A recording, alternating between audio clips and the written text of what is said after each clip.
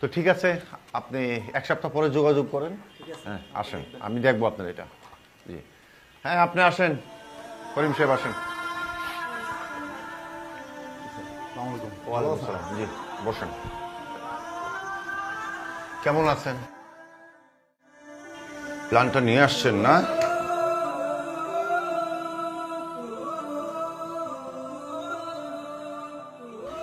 করিম সাহেব, তো প্রথমেই সমস্যা, ওই এলাকায় তো 10 তলার উপরে করার অনুমতি নাই।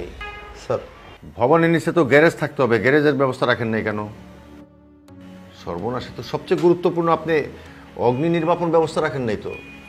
আল্লাহর ইচ্ছায় যদি হঠাৎ করে এত বড় ভবনের মধ্যে কোনো আগুনের ঘটনা ঘটে, কিভাবে কি করবেন আপনি?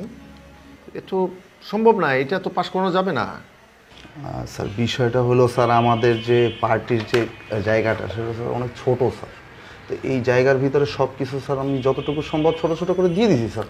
স্যার আপনি একটু দেখেন স্যার, এটা একটু দেখলে স্যার হয়ে যাবে। এই বিষয়গুলো তো, তারপরে এই যে আপনার এই যে বিদ্যুৎ লাইন যেটা করছেন, এই বিদ্যুৎ লাইনের মধ্যে তো সমস্যা আছে, এটা তো এইভাবে তো অ্যাপ্রুভ হবে না। না করিম সাহেব, আপনার প্ল্যানটা সঠিক হয়নি, এটা পাশ করানো খুব কঠিন হবে, বুঝছেন, সময় লাগবে। হবে না করিম সাহেব, আমার দ্বারা সম্ভব হবে না এটা, বুঝছেন। আপনি বরঞ্চ এটা ঠিক করে নিয়ে আসেন, তারপরে দেখবো বিষয়টা। স্যার আল্লাহর ইচ্ছায় একটু একটু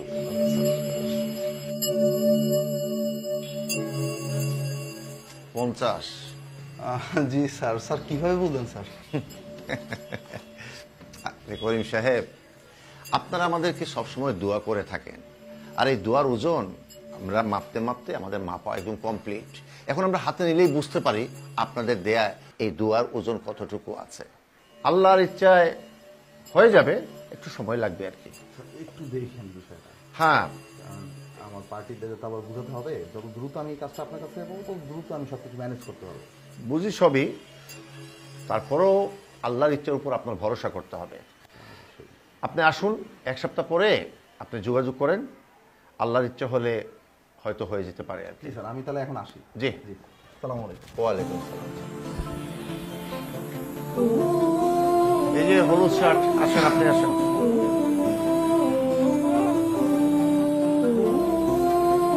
ওয়ালাইকুম সালাম। জি বসেন। স্যার আপনি এই বয়সেও যে স্বাস্থ্য সচেতন, ভালো লাগে। হ্যাঁ, স্বাস্থ্য নিয়ে তো ভাবতেই হবে রে ভাই, স্বাস্থ্যই তো সকল সুখের মূল। কি ব্যাপার আলম সাহেব, আজকে তো আপনার খাবারের ঘ্রাণ টিকেই যাচ্ছে না, খিচুড়ি? হ্যাঁ, বাসায় আত্মীয় আসছিল তো দেখি। অবাক ব্যাপার, স্যার আপনি কেমন করে জানলেন খিচুড়ি? আলম সাহেব, অভিজ্ঞতা অভিজ্ঞতা বুঝছে, এই নাসিকা শক্তিটা মারাত্মক দূর পর্যন্ত যায়। এই এটা না, এটা আমি খাবো না, বেগুন ভর্তা আমি পছন্দ করি না, দেখেন এইটা থাক, তুমি ইয়ে করো, পানি নিয়ে আসো যাও। আমাকে এক গ্লাস পানি দিও। জি বলো। স্যার দেখলাম করিম সাহেব আসছিল। তার একটা প্রজেক্ট প্রোফাইল জমা দেওয়া আছে, আজকে ওর প্ল্যানটা নিয়ে আসলো, দেখলাম প্ল্যানে অনেক ঘাপলা আছে, অনেক সমস্যা, স্যারকে ম্যানেজ করতে পারবো কিনা বুঝতে পারতেছি না। তাকে বলছি অবশ্য যে আল্লাহর ইচ্ছায় সবই হয়, দেখি আল্লাহ যদি ইচ্ছে করে স্যারকে যদি ম্যানেজ করতে পারি। স্যার দাম কত? 50? সালা কিকটা দিতে চায় না, তারপরেও বলে দিছি যে ভাই দামটা একটু বাড়ান, বাজারে দ্রব্যমূল্যের অবস্থা যেরকম আমাদেরও দামটা একটু বাড়াতে হবে, নাহলে আমরা চলবো কি করে। দেখি কি করা যায়। তা আলম সাহেব। জি স্যার। আপনার কাছেও তো আসলে দেখলাম কি একটা প্রজেক্ট নিয়ে কথা বললো, কি কোন পর্যায়ে? স্যার খবর খুব একটা ভালো না, একটা প্রজেক্টের ব্যাপারে ঘোরাঘুরি করতেছি, দেখি কি হয়। লোক আসছিল, দেখা যাক। স্যার সেদিন মসজিদে হুজুর বলছিল ঘুষ খাওয়া নাকি হারাম।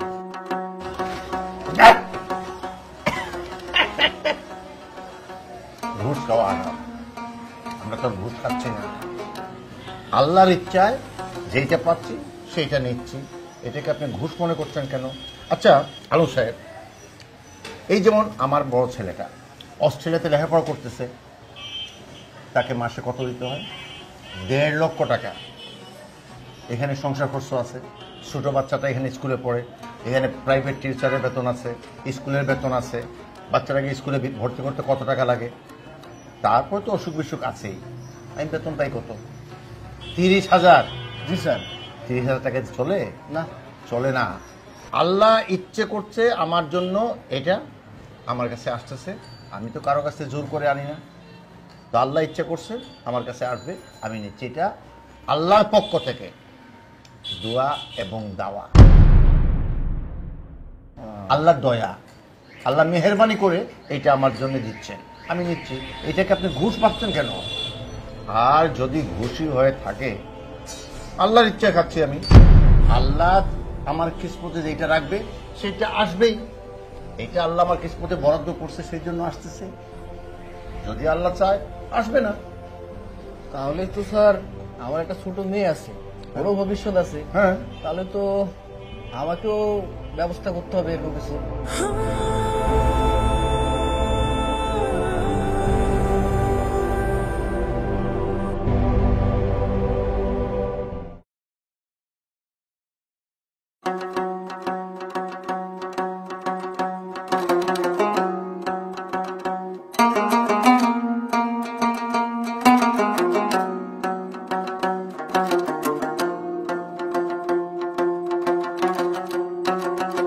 আসসালামু আলাইকুম রহমতুল্লাহি ওয়া বারাকাতুহু। ওয়ালাইকুম আসসালাম ওয়া রাহমাতুল্লাহি ওয়া বারাকাতুহু। ভালো আছেন ভাই? আলহামদুলিল্লাহ, আপনারা ভালো আছেন সবাই? আলহামদুলিল্লাহ।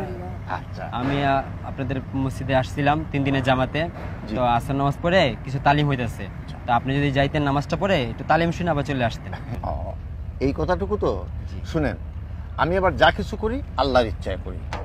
যেমন আল্লাহর হুকুম ছাড়া, আল্লাহর ইচ্ছা ছাড়া গাছের একটা পাতাও নড়ে না, ঠিক তেমনি ভাবে আল্লাহর হুকুম ছাড়া আমি কিছুই করি না।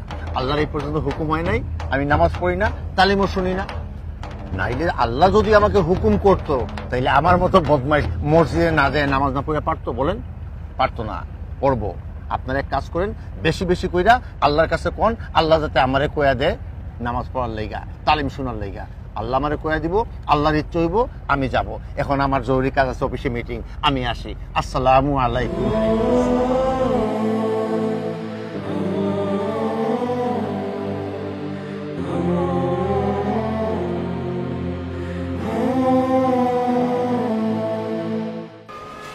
এখানে কিন্তু টয়লেটের জানলাটা কিন্তু ছোট হয়ে গেছে, আর এই কলাম দুটোর জন্য কিন্তু এখানে যদি বিম যায়, আপনি এখান থেকে কিন্তু আপনি ডোর তৈরি করতে পারবেন না। আসবো স্যার?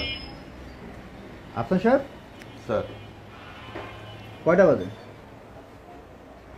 স্যার 12টা। 12টার সময় আপনি আসার সময় হলো। স্যার কি করবো স্যার, আপনি তো জানেন স্যার, আল্লাহর ইচ্ছা ছাড়া গাছের কোনো একটা পাতাও নড়ে না স্যার। তো আল্লাহর ইচ্ছে ছিল যে আমি আজকে একটু বিলম্বে আসবো মিটিংয়ে, সেই জন্য স্যার একটু বিলম্ব হয়ে গেল। তাছাড়া স্যার আল্লাহর ইচ্ছে, রাস্তাঘাটে অনেক জাম, বুঝতেই তো পারছি স্যার। আচ্ছা, বুঝতে পারছি। জি স্যার, ঠিক আছে, বসুন। Thank you sir. সবই ওই আল্লাহর ইচ্ছে স্যার। জি স্যার।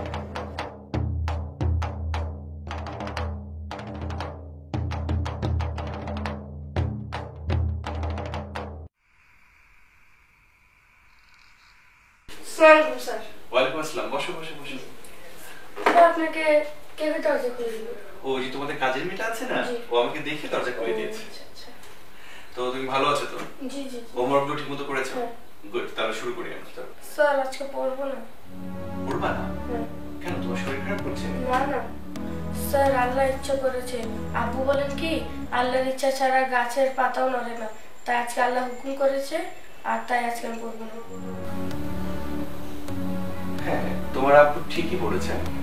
তোমার ব্যাপারটা তুমি একটু ভুল বুঝেছো। আমি তোমাকে ব্যাপারটা বুঝিয়ে বলি। আল্লাহ তাআলার ইচ্ছা আছে, অবশ্যই আছে। তো আল্লাহ তাআলার ইচ্ছা আছে দুই রকম, একটা হলো তাৎক্ষণিক ইচ্ছা আর একটা হলো অতাৎক্ষণিক ইচ্ছা। ধরো এই যে আমি তোমাকে ধরলাম, এটা হলো আমার তাৎক্ষণিক ইচ্ছা। ব্যাপারটা যদি তোমাকে আমি আরেকটু বুঝিয়ে বলি, ধরো এই ল্যাপটপটা আমাকে ওপেন করতে হবে। তাহলে এটা ওপেন করতে হলে কোন বাটনটা ক্লিক করতে হবে? এই বাটনটা ক্লিক করতে। তুমি যদি অন্য কোনো বাটন ক্লিক করো, তাহলে কি এই ল্যাপটপটি ওপেন হবে? No sir. এটা হলো ক্লিক করতে হবে, এমনি ক্লিক করলেই এটা ওপেন হয়ে যাবে। এটা হলো তাৎক্ষণিক ইচ্ছা। কিন্তু এই ল্যাপটপটা তো একজন বানিয়েছে, সে আগে থেকে প্ল্যান করে রেখেছেন যে এই পাওয়ার বাটনটা টিপ দিলে এটা ওপেন হবে, অন্য কোনো বাটন টিপ দিলে হবে না। তাহলে এই যে প্ল্যান করে রেখেছেন, যিনি এটা বানিয়েছেন, এটা হলো অতাৎক্ষণিক ইচ্ছা। ওকে, ব্যাপারটা যদি তোমাকে আমি আরো বুঝিয়ে বলি, দুটো পথে যেতে পারো, একটা হলো ভালো পথ, একটা হলো খারাপ পথ। মানে একটা হলো জান্নাতের পথ, একটা হলো জাহান্নামের পথ। এখন তোমাকে সিদ্ধান্ত নিতে হবে যে তুমি কোন পথে যেতে চাও। তুমি কি ভালো থাকতে চাও নাকি খারাপ থাকতে চাও? তুমি যদি ভালো পথে যেতে চাও তাহলে ঠিক মতো পড়াশোনা করতে হবে, বড়দের সম্মান করতে হবে, বাবা মার কথা শুনতে হবে, এবং ইসলাম যেভাবে বলে, যে পথ দেখায় শান্তির পথ, সেই পথে সুন্দরভাবে এগিয়ে যেতে হবে, 5 ওয়াক্ত নামাজ পড়তে হবে। এভাবে যদি তুমি চলো তাহলে তুমি জান্নাতের পথে যাবা। তুমি এই সময়েও ভালো থাকবা এবং পরকালেও ভালো থাকবা। এখন এই ইচ্ছে দুটো সৃষ্টিকর্তা দুটো পথই আমাদেরকে দিয়েছেন। এখন আমাদের সিদ্ধান্ত নিতে হবে যে আমরা আসলে কোন পথে যাব। আমরা কি ভালোর পথে যাব নাকি আমরা খারাপ পথে যাব? তুমি যদি ঠিকমতো পড়াশোনা করো, টাইমলি সবকিছু করো, তাহলে তোমার রেজাল্টটা ভালো হবে এবং সবাই তোমাকে অ্যাপ্রিশিয়েট করবে, তোমার ভবিষ্যৎটা সুন্দর হবে।